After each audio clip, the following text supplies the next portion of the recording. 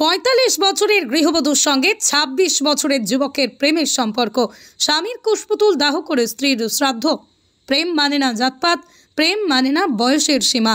এই প্রবাদ যেন বাস্তবে রূপ নিল ধূপগুড়ির গধেয়ারকুঠি গ্রাম পঞ্চায়েতের বগড়িবাড়ি এলাকায়। ৪৫ বছরের এক গৃহবধূ ও ২৬ বছরের অবিবাহিত যুবকের মধ্যে দীর্ঘদিনের প্রেমের সম্পর্কে চাঞ্চল্য ছড়িয়েছে এলাকা জুড়ে। সূত্রের খবর, ২০০৭ সালে অজিত সরকারের সঙ্গে সামাজিক মতে বিয়ে হয় কুরসামারির এক যুবতীর। দীর্ঘ ১৮ বছরের দাম্পত্য জীবনে তাদের সংসারে কোনো সন্তান আসেনি। বহু চিকিৎসার পরও সন্তানের মুখ দেখেননি তারা। এরই মধ্যেই ৩ বছরের আগে গৃহবধূর পরিচয় হয় বগড়িবাড়ির ২৬ বছরের যুবক সুনীল রায়ের সঙ্গে। ধীরে ধীরে প্রেমের সম্পর্কে জড়িয়ে পড়েন তারা এবং একসময় পালিয়ে যান।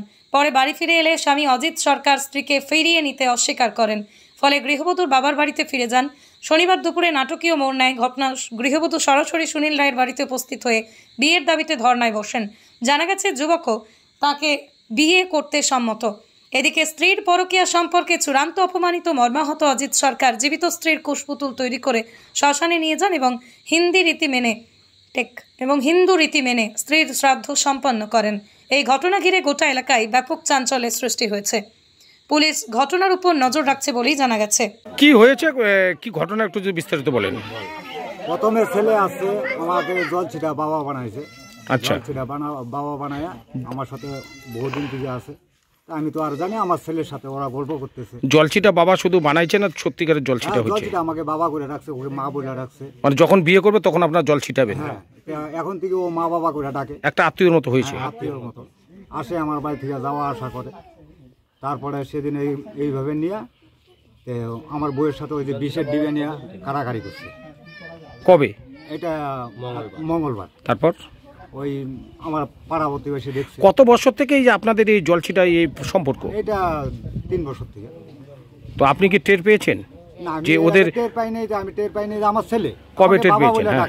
তাহলে ছেলে মানে মার সাথে প্রেম করতে পারে না? হ্যাঁ, তো মার সাথে তো প্রেম করতে পারে না, সবাই তো জানে। আচ্ছা, তো ওই হিসাবে আমি রেখেছি। আমি তো মা ছেলে ওরা কথা বলবে, কথা বলতেছে বলুক। কবে টের পেলেন? টের পাইছে আমার তো পাড়া প্রতিবেশী। আমি ওগুলা বিষের গল্পটা কি রয়েছে? বিষের গল্পটা হইলো ওই যে ওরা একটা কাড়া করছে, ও খাবে, বিষ খাবে। হ্যাঁ, কেন খাবে, কিসের জন্য খাবে ওটা তো আর আমি জানি না। তারপরে ওইভাবে আসলো, আমি বাড়িতে মানে ওকে অল্প ধাওয়া দিলাম যে এটা পরে, হ্যাঁ, যে আমি এখানে থাকবো না, আমি যাবো। কতদিন হলো আপনার বিয়ে?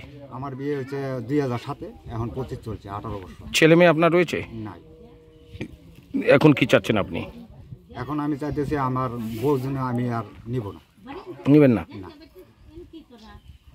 আপনার নাম? অজিত সরকার। কোন জায়গা? বগড়িবাড়ি। ধন্যবাদ। দাদা, কি হয়েছে এই বাড়িতে?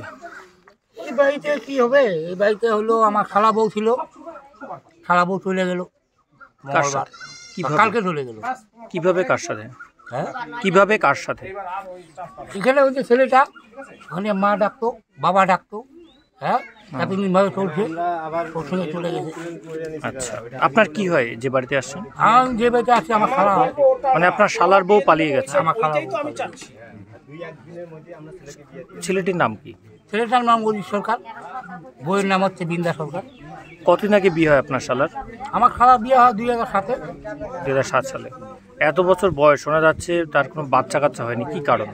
বাচ্চা কাচ্চার জন্য চিকিৎসা করা হচ্ছে, জমি বন্ধক দিচ্ছে।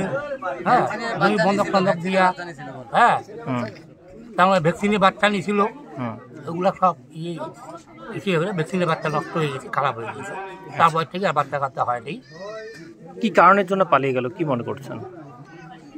পালিয়ে গেছে, ওর সঙ্গে প্রেম ভালোবাসা ছিল, ছেলের সঙ্গে মার প্রেম ভালোবাসা।